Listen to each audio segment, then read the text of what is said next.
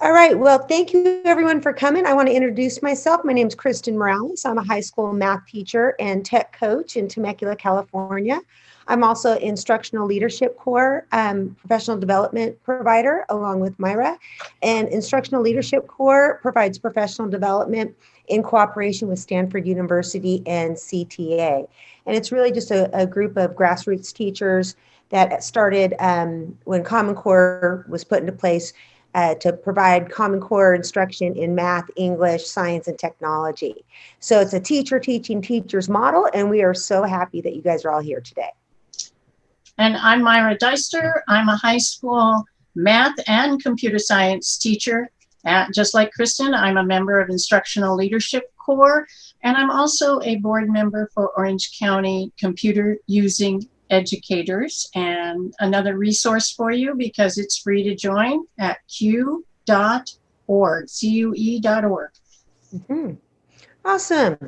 All right. So Myra, you have the slides on. I think Adam wants to say a few words to the audience as well, correct? Yeah, I'd love to. Hello, everybody. My name is Adam Ibrahim. I am a California Teachers Association Instruction and Professional Development staff person here. I have the honor to sort of facilitate or help out our incredible teachers and members of the Instructional Leadership Corps. But before I hand it back to them, I just want to kind of put in a little pitch for yes on voting yes on Proposition 15. Sort of as you know, the passage of Prop 13 in 1978 ushered in a period of disinvestment in our public schools that is sort of that has undermined like the quality of education that a whole generation of our students have received. And so, like, if COVID-19 has kind of finally taught everybody what we already knew, that our schools are a critical lifeline for our families and communities, and that they are drastically underfunded community schools. You know, Prop 15 is not the total solution, but it is definitely a step forward. So I'm going to paste in some resources for you to go out and for you to sort of take a look at, go out, maybe talk to some other educators. We need a strong showing in November. Yes on Prop 15. Next slide, please. Sorry. Oh, that's okay. All right, so what is this thing that you have found your way into? So the California Teachers Association has been doing a lot of listening and learning to our practitioners in the field over the summer about the topics that they find that they needed the most. We've been gathering data, sorting it, organizing it, and we sort of came up with this model. Next slide, please. And so all of the topics that you're going to hear from us kind of throughout this first series, these 2 weeks, and then even going deeper with each of these areas is a result of what you told us that you needed most support with as you make the transition to distance learning.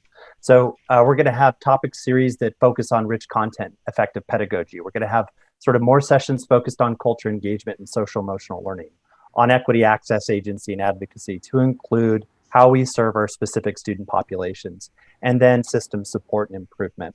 So, you know, for these 2 weeks, please do join the sessions that interest you most. Come to one, come to all. We want this to be flexible. We want this to work with your schedule. Just top questions. The videos of these sessions will be posted to the online events page around a day after they occur. Yesterday's videos are currently all the way at the bottom of the online events page, and they'll be there for you. Also, on the online events page, you'll find session feedback, and you'll find a reflection. If you are a CTA member, we will be giving you certifications for attending as long as you fill out that reflection form. I'll be posting all these links in the chat. And with that, I want to hand it back to Kristen and Myra, and thank you so much for joining us. Mm-hmm. Awesome. Okay, we're going to get started with a Wakelet.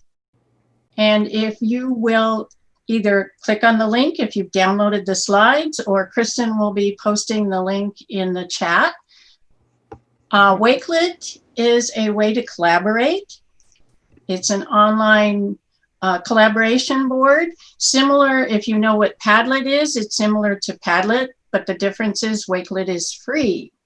Padlet, up to a certain number is free, and then after that, you need to pay for a subscription. All right, so I put the link to Padlet in the chat, and of course it's on their slide as well. So what are we doing with Padlet or with Wakelet? You are posting your definition of classroom culture. Could be an image, could be a definition. You could, I believe, post it as an audio too. Yeah, so Wakelet acts like kind of like a digital bulletin board where students could post, answers to a prompt. It's basically a posting place. So we thought that'd be a great way for you to go check out the Wakelet and post your definition of classroom culture. And here's the link.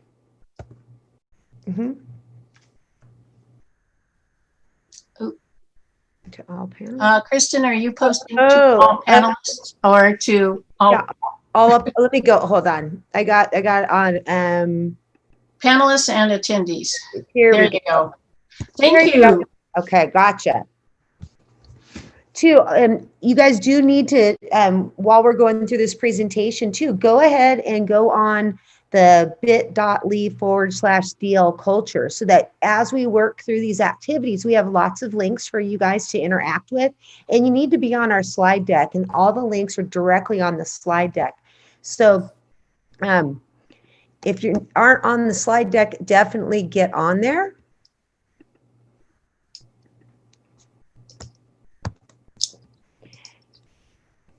Okay, and then here's the link to the slide deck. I just put it in the chat. Okay, and if you'll post the link to Poll Everywhere, when you finish the Wakelet, you can go ahead and answer the 2 questions on Poll Everywhere. Yeah. Are you going to show them the Wakelet? Yes, Myra? I will.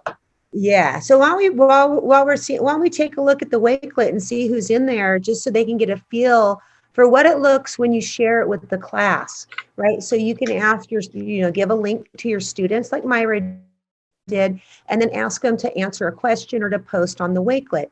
So when you do that, then you can share it with the students. So it can be a place for you and your students to post content, answer questions. Maybe you and your students are working on a project where you want students to provide resources that they think other students might be interested in. So that the Wakelet can act as a landing spot for you and your students to share resources with each other, right? So we are looking for that one. Yeah, and that's the one. So are people posting on there? Yeah?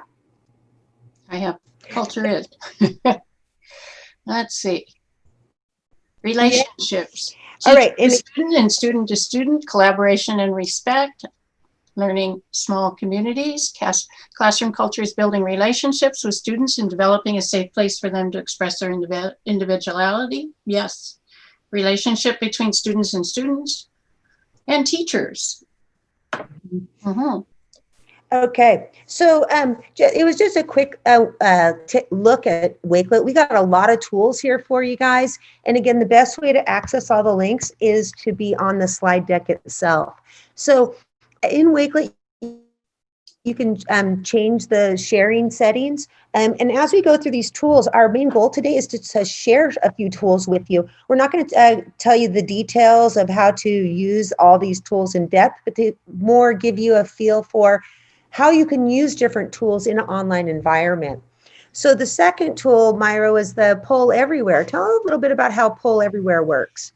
Yes, Poll Everywhere, you have a choice. You can set up individual questions, or if you pick the survey option, it will allow you to choose all the different ones, and each question can be set up differently like I did in this survey. But the free version, I want to caution you, the limit is 40. After 40, after 40, it cuts off, just so you know ahead of time, because I found out I have a class of 41. So I'm probably going to have one student put their answer in the chat. Okay, yeah, so this one is a word cloud. This gives us an idea of what was, obviously, as you all know, with word clouds, which word was most entered into the Poll Everywhere. Another type of question was a multiple choice.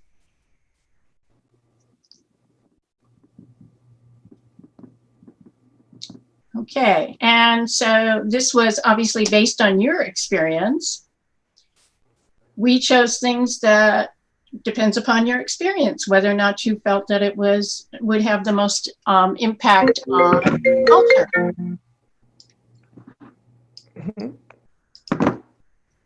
Okay, so these are quick things that you can do in your classroom to build interest the first few days of class. You could do a poll everywhere to ask questions about how their summer was, how they're feeling about distance learning. It's really quick and you can visually see the responses.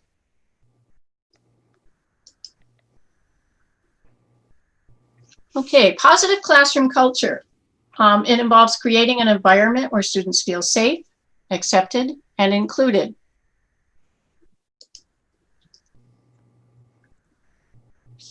Okay, what is positive classroom culture? Empower students to be part of their own learning experience and take responsibility.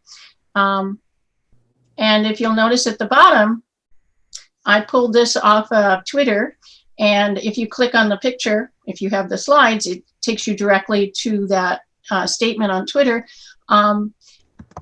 He's saying that if you don't work at building classroom culture, it will form on its own.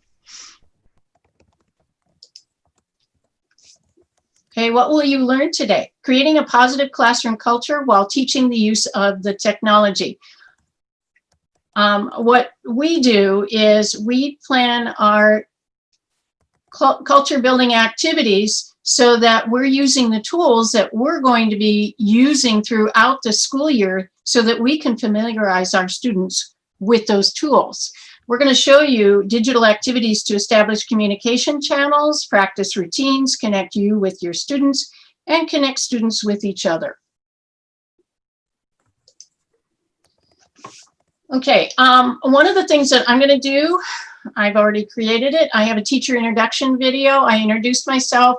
I gave some expectations and communication norms that I'm going to have with my students.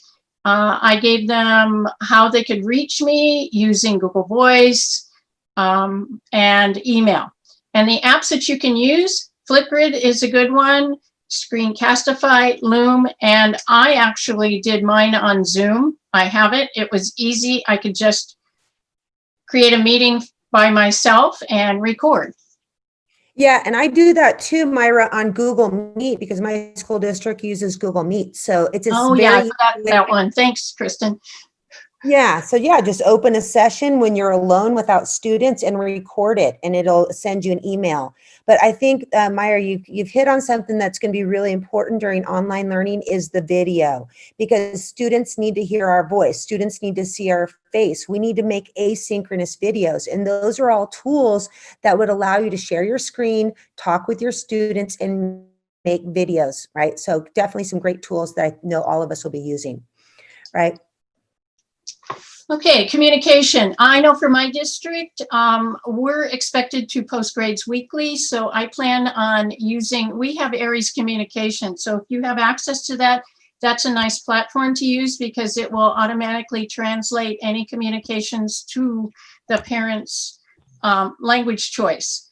I'm probably going to use email, but I found last semester it didn't work so well with students, so I'm planning on setting up a remind for my students so I can send them a quick text to remind them of things that are due or tests that are coming up. I've also set up a Google Voice where parents, I used it with my students last year where they texted me questions, I could text them right back. I'm giving that phone number out to my parents because I don't plan on using my cell phone with my parents. And then the last one that I have up here is talking points. If you don't have access to these tools, Talking Points is great because it will auto-translate for you when you're sending a text message to parents. And it has two means you can use it as an app on your phone, or you can use their app via your computer. And then parents have that same option. So I looked at it. It's free for teachers. I thought it was a great resource. Okay, Zoom and Google Meet expectations. We have two examples up here. Kristen has hers on the left. If you click on her link, it will download. You can make a copy of her expectations. If you click on the link that I have here, it will notify you to make a copy. So you simply make a copy, and then this would be editable. And when you make a copy, you have a choice of Zoom or Google, depending upon which one you're using. And one of the things you could do is take Anne's Bitmoji, swap them out, and put your Bitmoji in them. And then you can use these as a discussion point with your class on the first day of school. Yeah, and I think that's so important, Myra, because just like we do when we're in person, we tell the students our expectations to raise your hand, not interrupt people, et cetera, et cetera. So we need to think we're online, but we're still setting all of those same expectations that we've always set in our classroom. And what's really nice is if you make it in a Google slide like that, you can bring up that slide at the beginning of every synchronous meeting. And students will begin to realize, okay, this is the protocols, this is the expectations for when we're together in an online synchronous environment. Yep. And you can also post them on your Google Classroom. You can mail them home. Lots of different ways you can use these. Yeah. Okay. One of the things that Kristen's going to be showing you is Flippity. Flippity is a free tool where you can set up, randomly set up groups of any number. You could do them pairs of 2s, 3s, 4s, up to whatever number you want. She's going to show you that shortly. I'm showing you the Google slide with the sticky notes on it. What I'm planning on having my students do is they're going to meet in groups. And if you click on the picture, it will tell you to make a copy, like so. Hopefully it's making a copy for me. Mm-hmm. And now pull it over. The students can write on the sticky notes and put them in for their norms. And then I have a final column where their group decides on which norms that they want to use for their group. The students put their names at the top, and the norms go, shows them that these are the norms. Yes, you can copy and use it for school use. It's fine.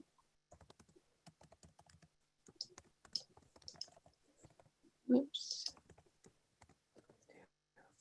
Gotta be this one. Okay. Now, this is something I would do in the groups after I created them. I'd have the students give them plenty of time to talk about it so that they can come up with their own norms. Now, I know Kristen and I don't keep the same groups all semester. I think both of us change groups after each unit. And I would probably I'm planning on putting them through this again when we switch groups. Okay, compare and contrast. This is another one. This one, I think I would do Zoom random breakout rooms with 2 people. One student shares with the partner and each writes at least 5 things that are different, and then each writes 5 things that are the same. Same idea, it's a Google slide. They type on the sticky note, they drag them over. So this is a good way if you want to do a mixer for your class so that students get to know each other. And I think this would be a great activity to try out. Mm-hmm.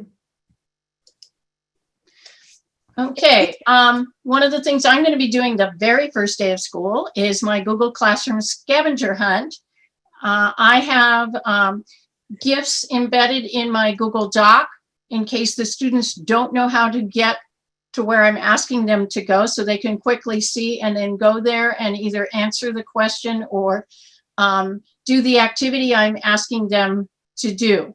If you click on the picture, it will give you the link to my Google Classroom scavenger hunt. You may have different things that you want them to do. Mine were geared to my classroom as to what tools I use in Google Classroom. I thought this would be a good introduction. And then one of the things I plan on doing is taking my gifts and making, using one of the slide media templates and making a booklet of Google Classroom helps. A couple people are saying it's asking for permission.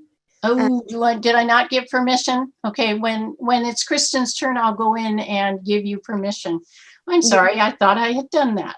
Yeah, no worries, no worries. And the purpose, I think, of the gifts that you were talking about was so that they are kind of like little clues, right? Yes, it's clues as to, for instance, I told them to find the agenda and it's located under classwork tab. I found out last year that my students didn't even know there was a classwork tab. So I'm showing, yeah, big shock to me. So I'm showing them to click on the class period card and then click on the center tab where it says classwork, and that's the classwork tab. All right, cool idea to get them used to or learning about the LMS. So scavenger hunt for LMS, great idea. Yeah. Okay, my next activity, I'm going to have students create a Bitmoji. I have the directions if you click on the link at the top. This is courtesy of a friend of mine, and Andrea.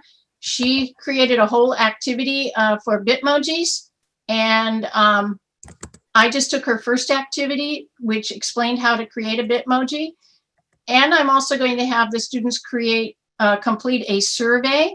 And what they're going to do is combine the Bitmoji and the survey, because I set the survey to return their responses to them, to create their virtual locker. So they're going to take the responses from the survey and create their virtual locker. And I have the link there for the Google slide for the virtual locker. Now, one of the things I would recommend is that you actually answer the survey and show the students your results.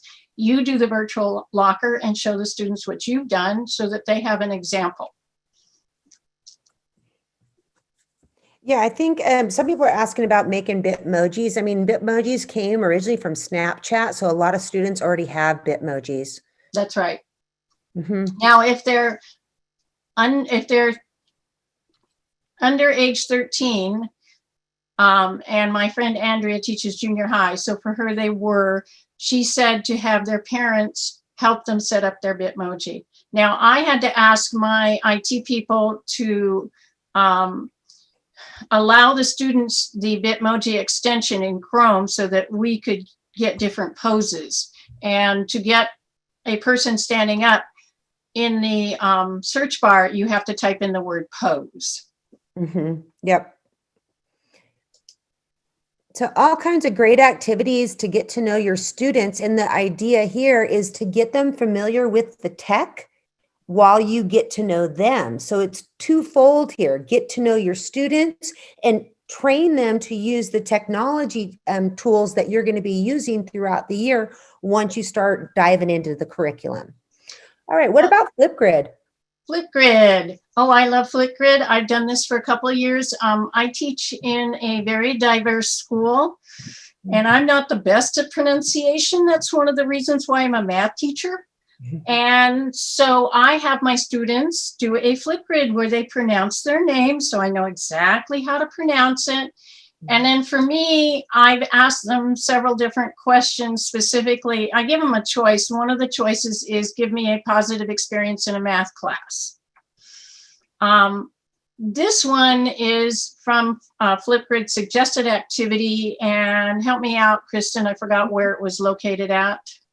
The Flipgrid slide, I think didn't you put it right down at the bottom there where No, the all about me, because you can copy the all about me from Oh, Flipgrid. it's in the Flipgrid Disco library. Thank you. So they have a whole library of activities. So in the Disco library. So we were going to have you quickly make a Flipgrid for us. So take a minute to jump on that link, right? It's down there at the bottom, correct? Where's Myra? And Yeah. And you guys, if you want to try it out, right, you can see Flipgrid if you've never done it. I think I'm going to click on the link. Yeah. So it gives students an opportunity to have a voice. And I think this is important. I know I have a lot of friends that are elementary school teachers that absolutely adore Flipgrid. And high school teachers have been using it as well, too. So for example, last year, my American Sign Language teacher, that's how she had students signing, doing all their signing work on Flipgrid. If you teach Spanish, French, you want to hear students speak, right? What about math? Maybe you think, oh, I don't need it in math. I will have students work a math problem on a piece of paper, put it in front of the camera and talk about it. Now I got a picture of their math work and they're explaining it. So I think video is going to be super important, especially in an online environment, and Flipgrid's a way to do it. So we put one up there just so you can try it out and see if it works. Again, we have lots of tools during this presentation. So we're not going into all the details about how to use, learn each and every tool. However, we wanted to expose you to them, and all of these tools have great help websites on their sites for you to learn how to use them. Yeah. And a couple other uses of Flipgrid. One, I used it for testing. I gave my students 1 or 2 problems. It was a take-home test where they worked out the problem. Then they had to go through and explain their steps to me. And then one of my final questions was, give a hint to one of your classmates to help them work out the problem. So that was one way I used Flipgrid. Another way that I use Flipgrid is I put a link on my Google Classroom and I call it my office hours. Students can leave me a video message and then I can respond to them via video. To do a Flipgrid, all you got to do, one other thing is, what I found with Flipgrid and doing math tests is the students can create a sticker of their math work. And that seems to, for me, that worked really well because I could actually read the work. When they were holding their papers up to the camera, sometimes it was difficult to read it. So there's another hint. Yeah. And to do a Flipgrid, you simply click on the green plus sign. Yeah.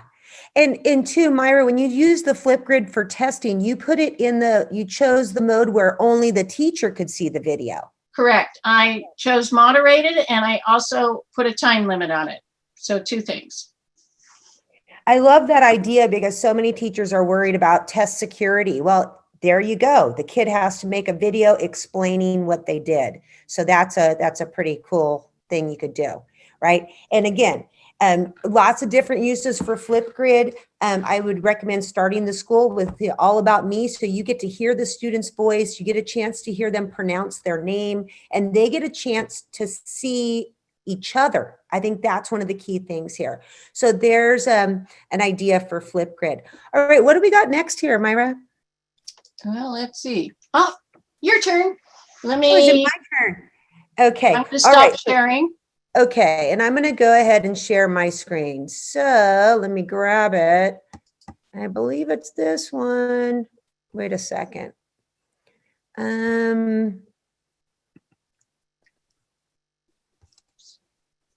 Okay, hopefully this will look good. Is that looking good to you, Myra? I don't see it yet. You don't see it yet? Do you see my Desmos? I see it just fine. I'm seeing Desmos colon check-in. Okay. And, good. It's just me that can't see it. If you could turn on the closed captions, if you are in Google Slide Presenter mode. Under more, is that under more? It's a upper option at the bottom. We published our presentation, so I don't think she can turn on closed caption in. Got it. Oh yeah, because we're using publish mode. So just for those that have requested that, the closed captions will be available on the videos after the live event today. Thank you. Cool. All right, you guys. So as you know, Myra and I are both math teachers, but I want to tell you Desmos is not just for math. Desmos is a great activity builder that you can include diagrams, pictures, or just an opportunity for students to type and voice their opinion. So Desmos has a lot of checking in screens, and I would like you to go ahead and go in where it says, click here to do the activity as a student. I would like you right now to be a student and experience a Desmos activity. So right here where it says click here to do the student as activity as a student, go ahead and click on that. And as you walk through there, I'm just going to talk a little bit about checking in screens. The checking in screens are super important, especially when we're doing online learning. Students need an opportunity every week to check in with you, to not talk about curriculum, but just to tell you how they're doing. And one thing that I found last spring when we were doing the distance learning is some students kind of dropped off the map. They weren't showing up to class. And what was amazing is when I would put a checking in activity, they would show up and tell me what's going on in their life. I think we need to provide those every week to students so that they have a chance to tell us whatever's happening, so that we have a little bit of insight as to why or why not they're performing the way they are in class, and also to establish that classroom culture. I think my number one thing I need to get ready for school in 2 weeks is establishing my classroom culture online. That's always been my go-to for the first 2 weeks, 3 weeks of school. And now I'm trying to make sure I do that, but in an online format. And Desmos is a way to do that. So if you've never done a Desmos teacher activity, I gave you guys the link. This is the link here for the teacher activity. So if you like this activity and you want to do it yourself, you can get it right from Desmos and do it with your own students. And when you're in a Desmos activity, I'm going to go ahead and anonymize this. You see now what you're seeing if you're looking at my screen is you're looking at the teacher dashboard. So when you do a Desmos session, you have a live teacher dashboard that shows you how all your students are doing. And this button up here that says anonymize, you can click on and off. And when you anonymize it, it changes all of your students' names to famous mathematicians. And then that way you can bring this screen up without students feeling embarrassed about what they're saying because it's anonymous. And you can see, I can track what slide each student is on, right? I might, reach out to Leonardo Fibonacci and say, hey, you're still only on slide 1, right? I can go ahead and look up at Shihoko and take a look at their slides, right? So if I take a look at this student and start taking a look at their slides, I can see one student view, find out what they drew. I can ask them to sketch a picture, tell me about how they're doing that week. If they want to tell me something that they want me to know, I can ask them to drag a dot, in terms of what's their energy level, how are they feeling, positive or negative. I can ask them to choose a graph that represents their stress level over the last week. I can ask them to draw a graph of their energy level, right? Or just use a little slider. So that's just looking at one student. I can also click on all the students at once. So now maybe question number 1 is a question I want to discuss with the class, and I can see how everyone's doing. And this could be a way either that you get private information from your students, or if you're using Desmos Activity Builder, you can show the whole screen like this and say, okay, well, maybe, take a look at people's graphs and how they're doing. Just take a look at what people are drawing, right? So Desmos is a pretty powerful tool. And if nothing else, I recommend you use Desmos checking in screens. They're pre-made, and all you have to do is run them through Desmos. It could be something that you do during asynchronous learning, have them check in, and then you read it later, or you could do it in a live synchronous session. So Desmos is a great way to build activities. Again, we have lots of tools to share with you, so I'm going to keep on going and hope you had a chance to see a little bit of what a Desmos activity feels like. Okay, the next one I'm going to talk about is Flippity. This is what Myra referred to. Now, I've been teaching math for over 25 years, and not once, not 1 year have I ever had my students in rows. My students have always worked in groups of 4. So I started thinking to myself, how am I in a virtual environment going to create my groups? And I've always used Flippity to do randomizing for calling on students, and it's a perfect tool to help you set up groups in your online environment. So Flippity, if you take a look, here's the link to Flippity. The Flippity website looks like this. And actually, Flippity has a bunch of classroom resources.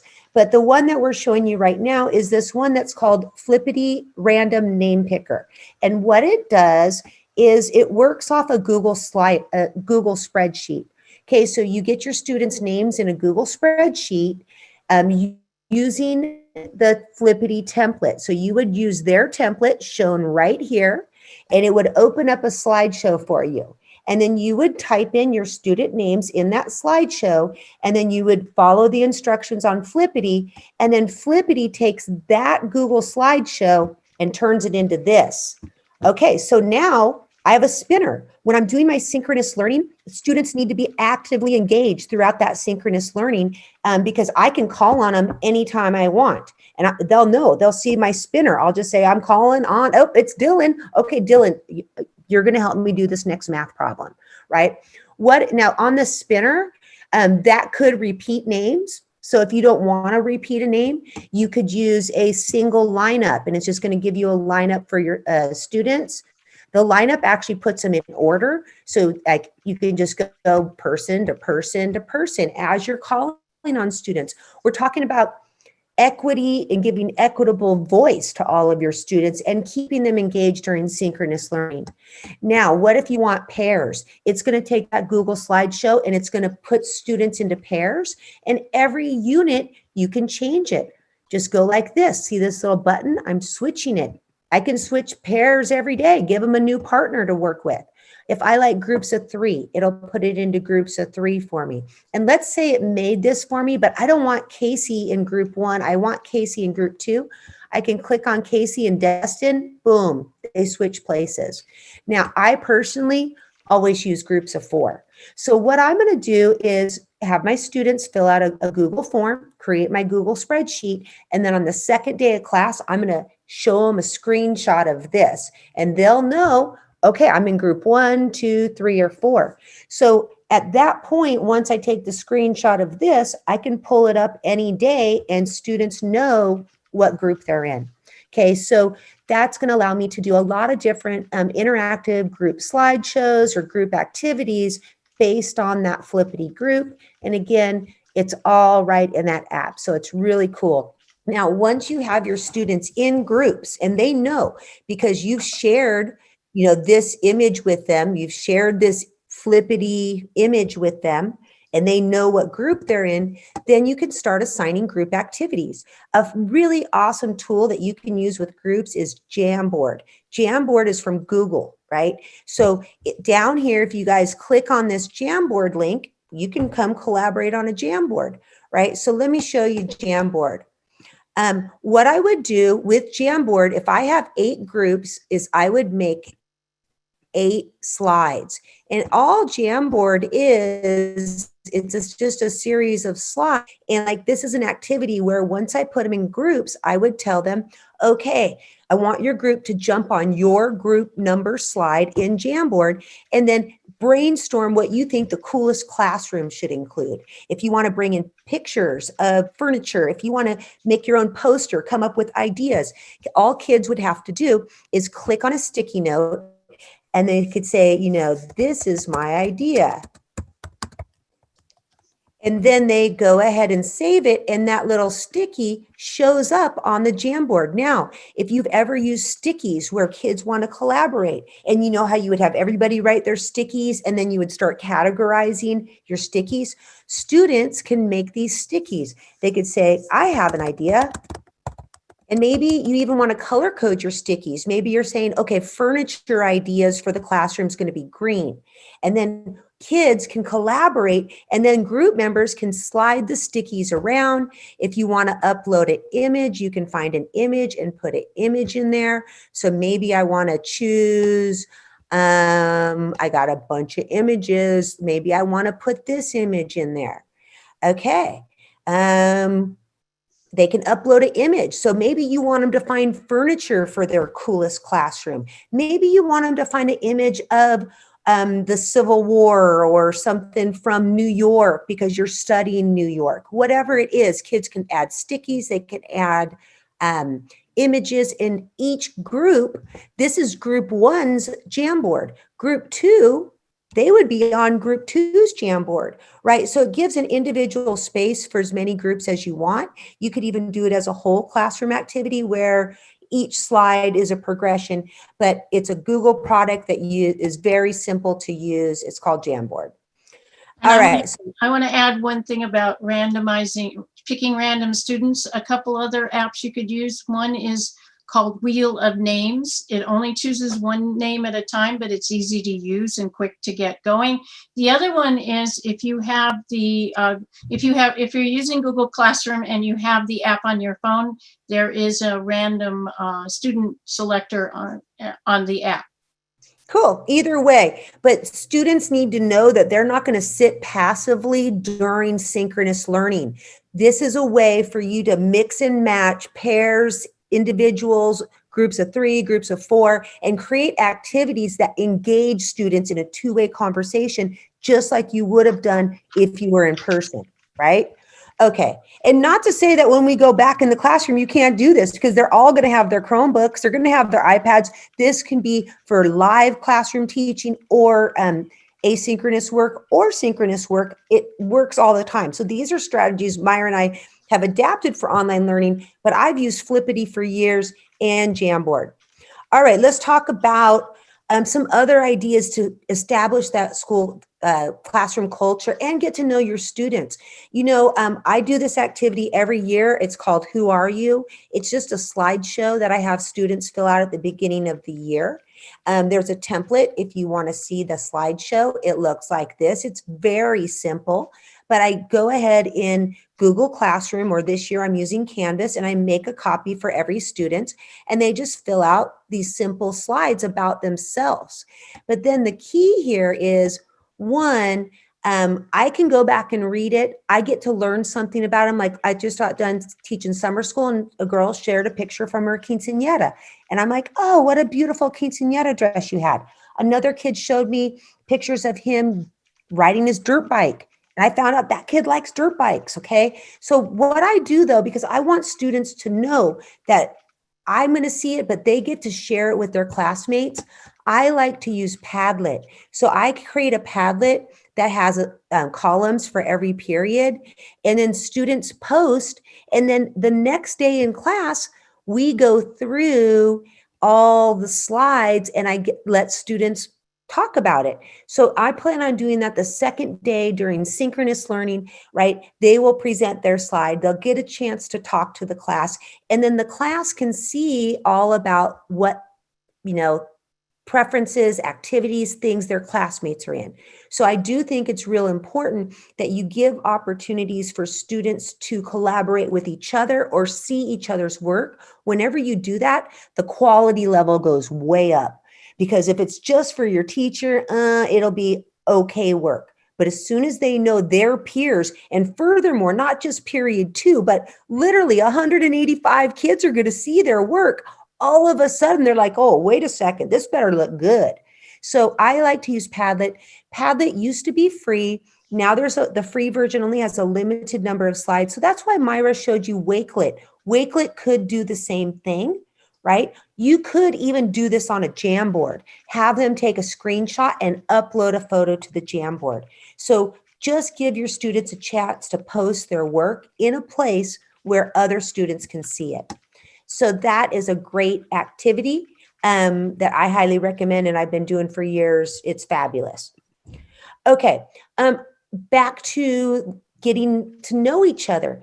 Once you've set up your Flippity groups, let's do some shared Google slideshows. If you've never done that, you just give the students an editable link and they all jump on this shared Google slideshow. So I gave you guys a slideshow template here. If you want to jump on it, go ahead and look at it.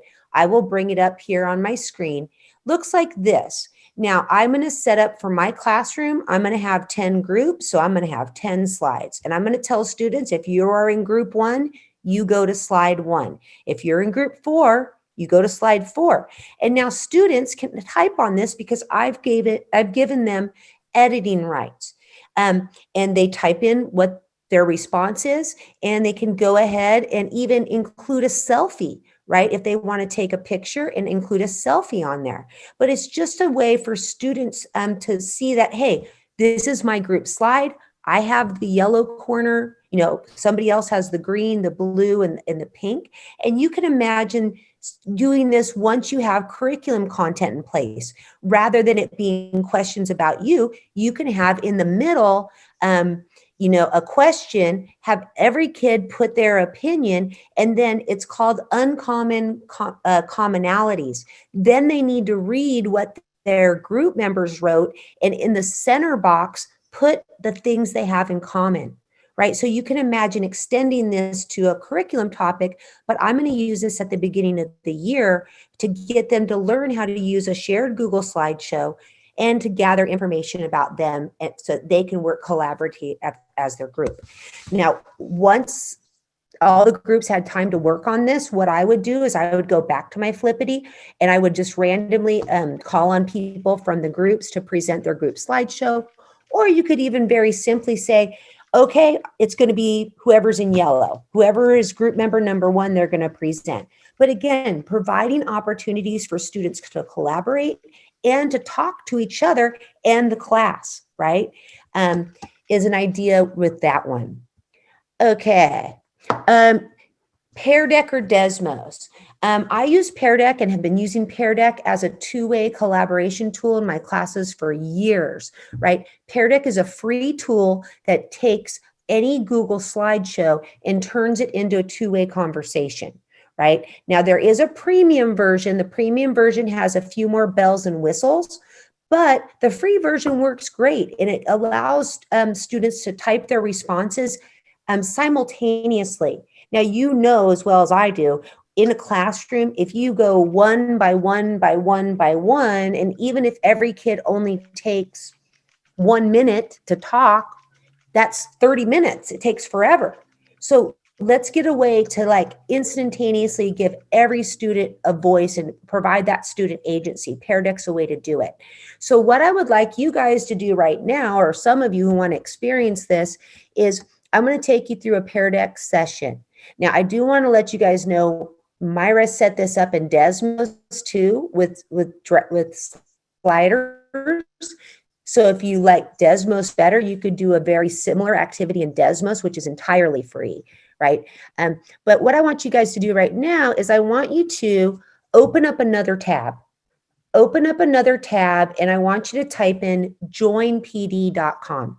When you start a Pear Deck session, you bring this up on your screen and you go, hey, students, open up a new tab, go to joinpd.com and type in the code, which is JEECL, right? And you can see I'm getting a bunch of students coming in right now, right? I got 30 students. You can see down here at the bottom, do you see all these students coming in right now? Now, normally, of course, I only have 30, 35 students on a Pear Deck. Pear Deck has a lot of really cool tools that work really well. I see a lot of people in, and they can go ahead and give me their responses. I'm going to show you a draggable. The draggables, I do tell you that when you have large numbers, like I see coming in, I got 238 people on this Pear Deck.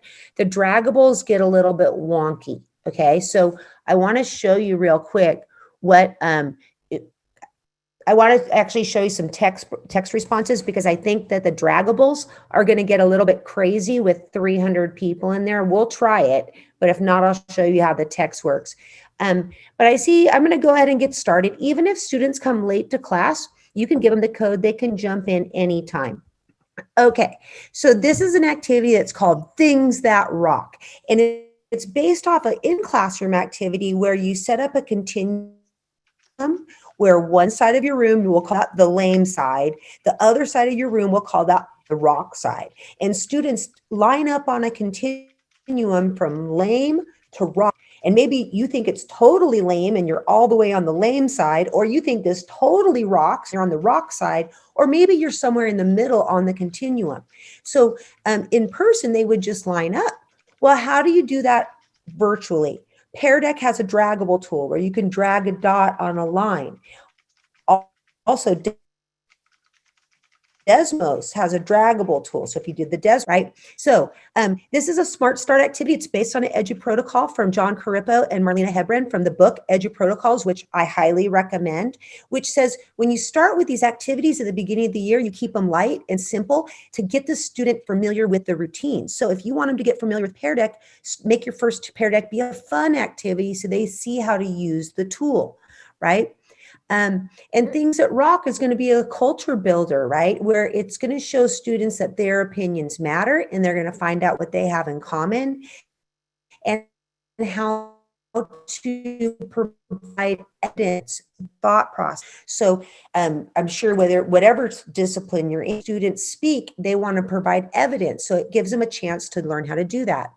Okay, and I give you the instructions here about how you can do it, but let's just try it out. Okay, so on your end, I want you guys to drag on your Pear Deck screen. I want you to drag your dot. I'm going to go one more. Hold on. Let me go here. It's not moving forward. Hold on. Oh, it's giving me the response. Things That Rock. Okay, and what's up with my screen? I think it's because I have so many people on the Pear Deck. Yeah. Let me see. Your audio's slowing down a little bit too. Okay. So, and I know, so I think it's just because I have so many people on the Pear Deck. Normally, again, I do this with a class of 40 kids, right? And let me see. I want to go to a text slide. It's not letting me move forward.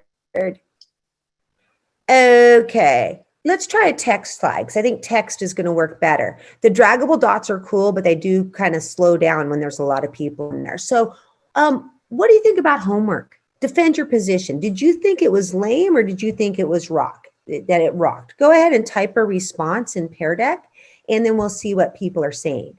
So when you are in Pear Deck, right, and hopefully it came on your screen on this one. I don't see any responses in there yet. And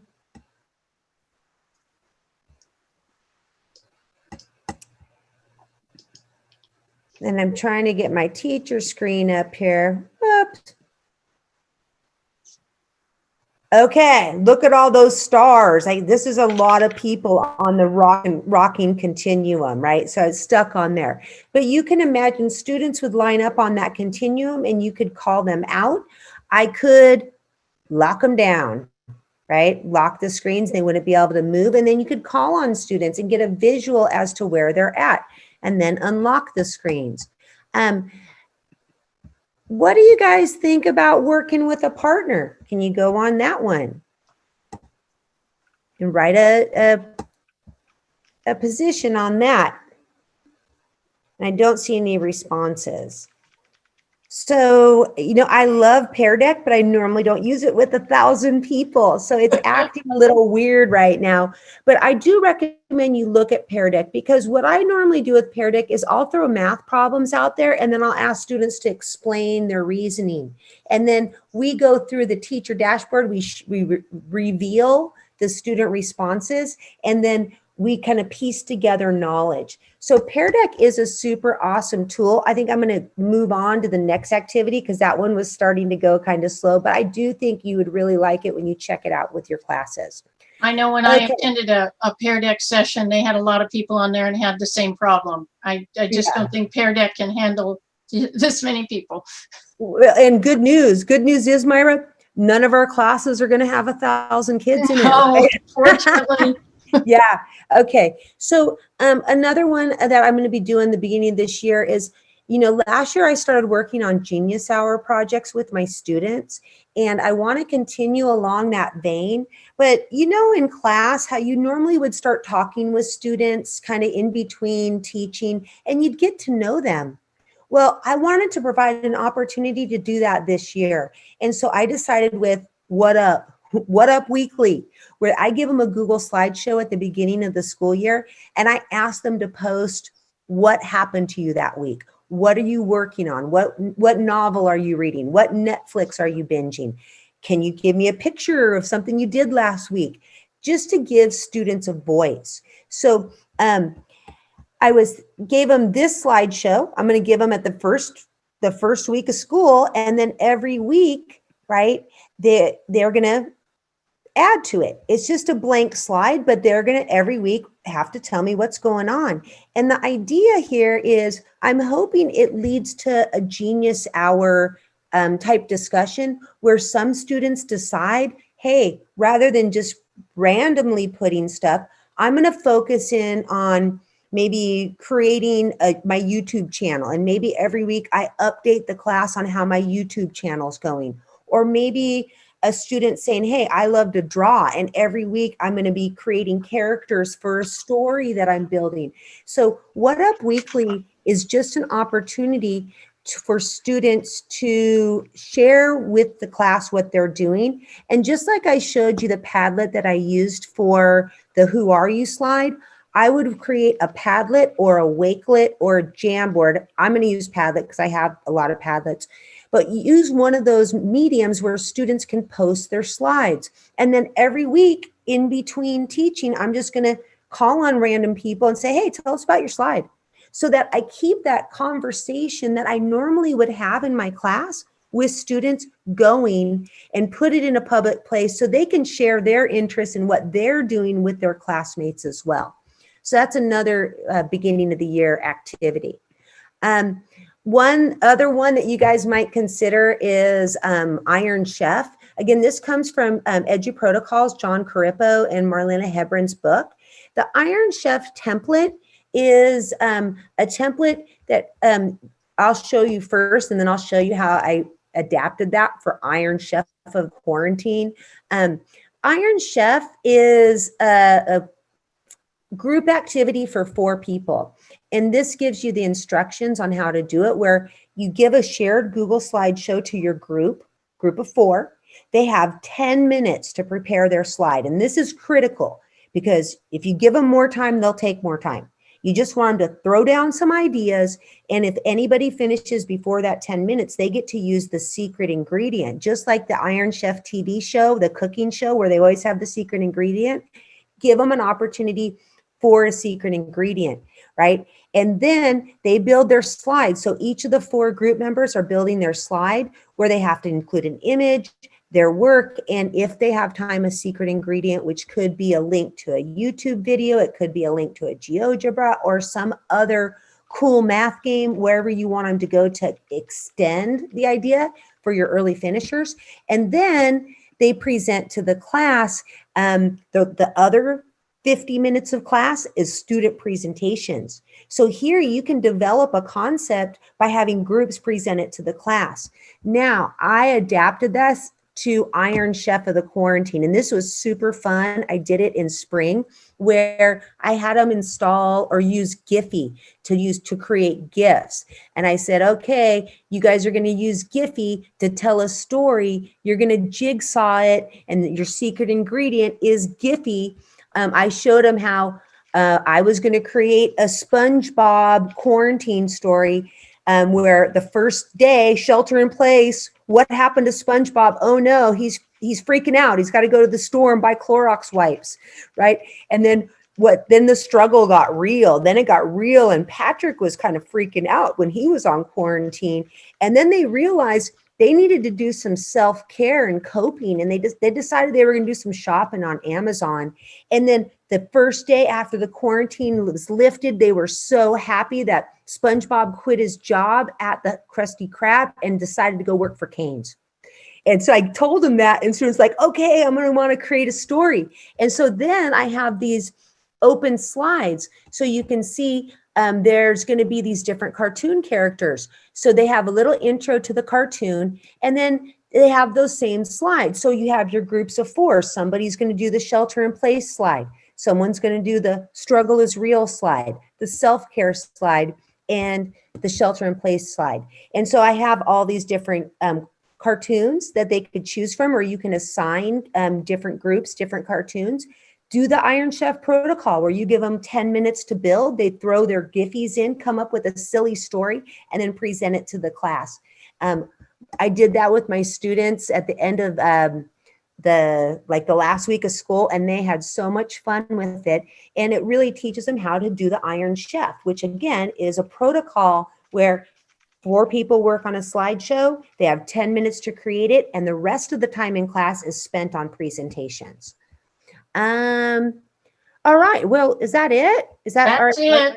That's Okay. it. Except for, 4:30. Oh my God. except for the evaluation Mhm. slide. And we had a couple people ask if they could share any of this. And I said, yes, please Oh, share yeah. anything that's on here. Share, And yeah. I did change the restrictions on the Google Classroom scavenger hunt. So you should be able to link to it now. Just please make a copy. Hey, Myra, real quick, tell them real quick about Snap Camera. How could they add a little? Oh, Snap Camera. Yes. There was a Q presentation, and you can use Snap cameras similar to Snapchat, but you can use it with Zoom, and you have a choice of lenses. I have a video there that demos it, but one of the examples is you can turn yourself into a potato with eyes and mouth, and when your mouth moves, the mouth on the potato moves. Yeah, so it's like Snapchat, but you can use it with Zoom. Yeah. All right. We have some additional strategies, more links for you guys. We hope that you found something useful. I mean, if some of you guys are feeling like, boom, my head is blown, don't be. Find one thing that you can use. Try it out and maybe try the next thing a month down the road, right? We know this is tough times for teachers. And if you've never done anything like this, don't do it all at once. Pick one thing that you're like, hey, I can do that. Right? And make it a reality to change the culture in your class. Here's more resources. So Adam, tell them what's going on next, right? We've got some more events coming up this week, right? We do. In fact, we are super excited to welcome Kristen back for an encore. It will not be the same topic, so we'll be focused on distance learning pedagogy in the at secondary. And then on Thursday, we're going to be focusing on student engagement and social emotional learning. We'll have an elementary and a secondary session. I just want to let you know, next slide, please. You can check out the next week for yourself, since we're... That's for me tomorrow. Yeah. Anybody to learn about quizzes, ed puzzles, Socrative, informative assessment, come on back tomorrow because I'll be here and we'll be doing that. Mm-hmm. I love it. It's like you both created so many trailheads for people to kind of go down and explore and sort of try one with their students and then try another. And if they ever run out of ideas, or if they could just come back to your slide deck and there's like a million more things they can explore. So that was super helpful and exciting. Thank you both so much. Can we go to the last slide just so we can help people out with, there we go. Okay, so back, everything is on the online events page. All of the videos will be posted there. All of the resources will be posted there. The session feedback forms are there. The certification of completion reflection is there with directions. So everything that you need to access resources, access tomorrow's session, access anything related to the distance support series is going to be located on the online events page. I am going to pop in the Twitter handles for both of our wonderful presenters today. So if you want to thank them, you can go ahead and go out into the Twitter sphere, follow them, thank them, grab all of their great ideas as they come up. And with that, I will say thank you to both of you. Thank you to all of you out there. We hope to see you back tomorrow. Please do share. Tell your friends, tell your colleagues.